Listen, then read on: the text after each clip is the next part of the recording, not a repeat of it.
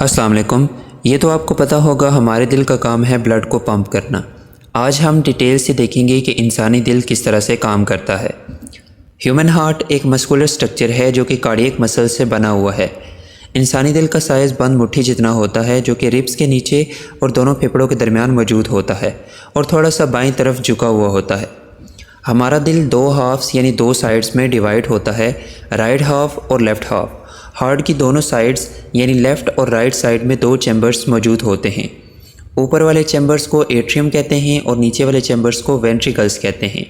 यानी हमारे हार्ट के अंदर कुल 4 चैम्बर्स होते हैं, राइट एट्रियम और राइट वेंट्रिकल, लेफ़्ट एट्रियम और लेफ़्ट वेंट्रिकल। हार्ट की राइट साइड में हमेशा डीऑक्सीजनेटेड ब्लड रहता है। डीऑक्सीजनेटेड ब्लड का मतलब ऑक्सीजन पुअर ब्लड।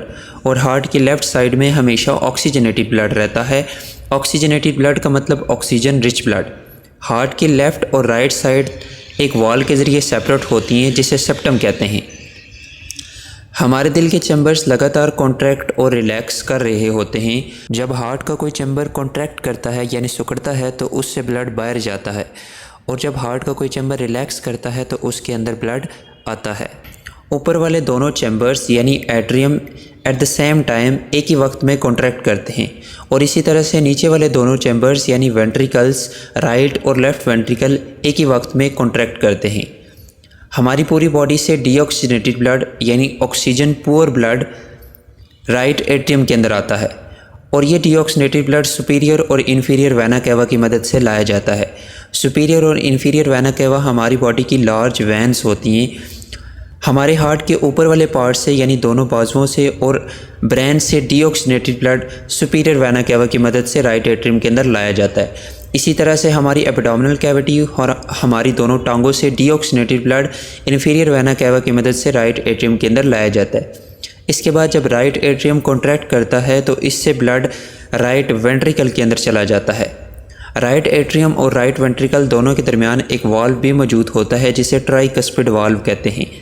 यह ट्राइकस्पिड वाल्व तब ही ओपन होता है जब ब्लड राइट एट्रियम से राइट वेंट्रिकल के अंदर जाता है।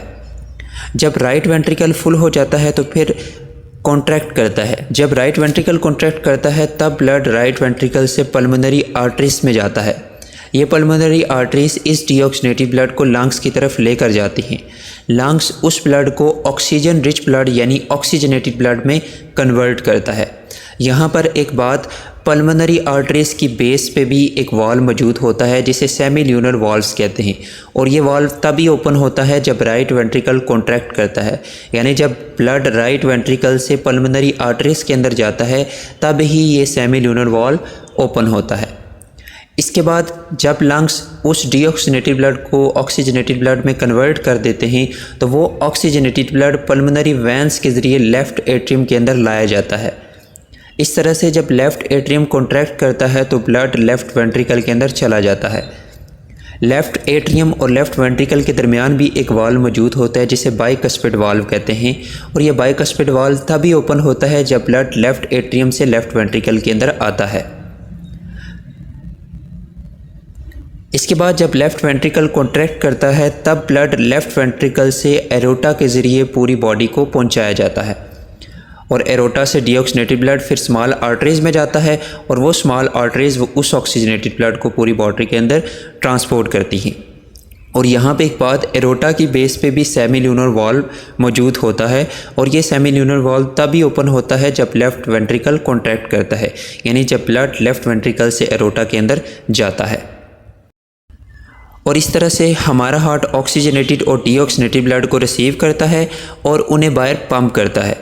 इस वीडियो के अंदर हमने हर एक चैम्बर को अलग से डिस्कस किया, लेकिन असल में ऊपर वाले दोनों चैम्बर्स यानी राइट और left atrium at the same time एक ही वक्त में ब्लड को रिसीव करते हैं और दोनों एक ही वक्त में कॉन्ट्रैक्ट करते हैं। यानी राइट एट्रियम डीऑक्सीजनेटेड ब्लड को रिसीव करता है और लेफ़्ट एट्रियम ऑक्सीजनेटेड ब्लड को रिसीव करता है, और दोनों एट्रियम यानी राइट और left atrium at the same time contract करते हैं और ब्लड एट्रियम से वेंट्रिकल्स के अंदर आ जाता है।